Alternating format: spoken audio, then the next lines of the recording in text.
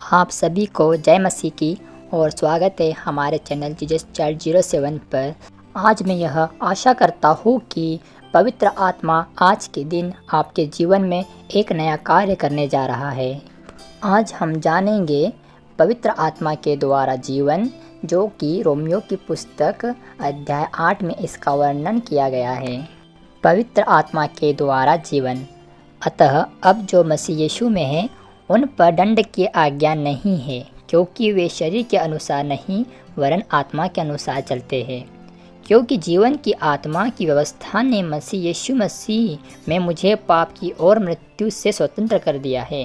क्योंकि जो काम व्यवस्था शरीर के कारण दुर्बल होकर न कर सकी, उसको परमेश्वर ने किया, अर्थात अपने ही पुत्र पापमय शरीर की समानता में और पाप बलि होने के लिए भेजकर शरीर में पाप पर दंड की आज्ञा दी, इसलिए कि व्यवस्था की विधि हम में जो शरीर के अनुसार नहीं वरन आत्मा के अनुसार चलते हैं पूरी की जाए। क्योंकि शारीरिक व्यक्ति शरीर की बातों पर मन लगाते हैं, परंतु आध्यात्मिक आत्मा की बातों पर मन लगाते हैं। शरीर पर मन लगाना तो मृत्यु है, परंतु आत्मा पर मन लगाना जीवन और शांति है। क्योंकि शरीर पर मन लगाना तो परमेश्वर से बैर रखना है, क्योंकि ना तो परमेश्वर की व्यवस्था के अधीन है और ना हो सकता है। और जो शारीरिक दशा में है वे परमेश्वर को प्रसन्न नहीं कर सकते। परंतु जबकि परमेश्वर का आत्मा तुम में बसता है, तुम शारीरिक दशा में नहीं परंतु आत्मिक दशा में हो। यदि किसी मसीह का आत्मा नहीं तो वह उसका जन नहीं। यदि मसीह में तुम में है तो देह पाप के कारण मरी हुई है, परंतु आत्मा धर्म के कारण जीवित है। यदि उसी आत्मा जिसमें यीशु को मरे हुओं में से जिलाया हुआ तुम में बसा हुआ है, तो जिसने मसीह को मरे हुओं में से जिलाया वह तुम्हारे नश्वर देह को भी अपने आत्मा के द्वारा जो तुम में बसा हुआ है जिलाएगा। इसलिए हे भाइयों, हम शरीर के कर्जदार नहीं कि शरीर के अनुसार दिन काटे, क्योंकि यदि तुम शरीर के अनुसार दिन काटोगे तो मरोगे, यदि आत्मा से देह की क्रियाओं को मारोगे तो जीवित रहोगे। इसलिए कि जितने लोग परमेश्वर के आत्मा के अनुसार चलाए चलते हैं वे ही परमेश्वर के पुत्र हैं। क्योंकि तुमको दासत्व की आत्मा नहीं मिली कि फिर भी भयभीत हो, परंतु लेपालकपन की आत्मा मिली है, जिससे हम हे अब्बा हे पिता कहकर पुकारते हैं।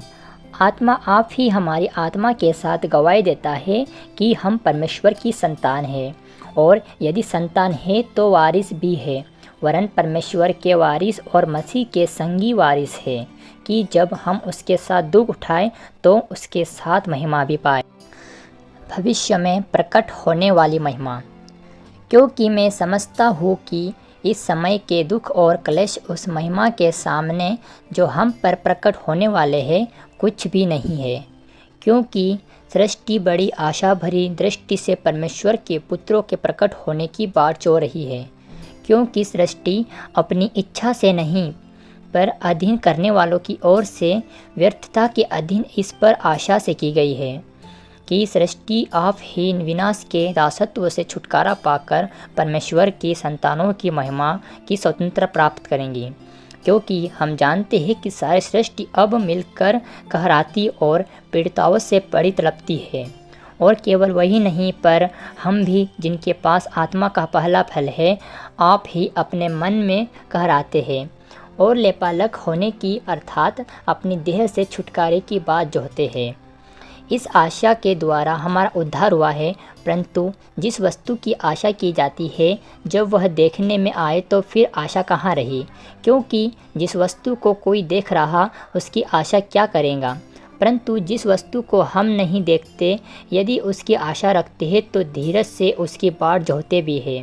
इसी रीति से आत्मा भी हमारी दुर्बलता में सहायता करता है, क्योंकि हम नहीं जानते कि प्रार्थना किस रीति से करना चाहिए, परंतु आत्मा आप ही ऐसी आहें भर भर कर जो बयान से बाहर है हमारे लिए विनती करता है। और मानो तो जांचने वालों जानता है कि आत्मा की मनसा क्या है, क्योंकि वह पवित्र लोगों के लिए परमेश्वर की इच्छा अनुसार विनती करता है। हम जानते हैं कि जो लोग परमेश्वर से प्रेम रखते हैं उनके लिए सब बातें मिलकर भलाई की उत्पन्न होती है, अर्थात उन्हीं के लिए जो उसकी इच्छा अनुसार बुलाए हुए हैं। क्योंकि जिन्हें उसने पहले से जान लिया है उन्हें पहले से ठहराया भी है कि उसके पुत्र के स्वरूप में हो, ताकि वह बहुत भाइयों के पहिलौठा ठहरे। फिर जिन्हें उसने पहले से ठहराया उन्हें बुलाया भी, और जिन्हें बुलाया उन्हें धर्मी भी ठहराया, और जिन्हें धर्मी ठहराया उन्हें महिमा भी दी। परमेश्वर का प्रेम। अतः हम इन बातों के विषय में क्या कहें? यदि परमेश्वर हमारी ओर है तो हमारा विरोधी कौन हो सकता है? जिसने अपने निजी पुत्र को भी न रख छोड़ा, परंतु जिसे हम सब के लिए दे दिया, वह उसके साथ हमें और सब कुछ क्यों न देगा? परमेश्वर के चुने हुओं पर दोष कौन लगाएगा? परमेश्वर ही है जो उनके धर्मी ठहराने वाला है। फिर कौन है जो दंड की आज्ञा देगा? मसीह ही है जो मर गया वरन मुर्दों में से जी भी उठा और परमेश्वर के दाहिनी ओर है और हमारे लिए निवेदन भी करता है। कौन हमको मसीह के प्रेम से अलग करेगा? क्या क्लेश या संकट या उपद्रव या आकाल या नंगाई या जोखिम या तलवार?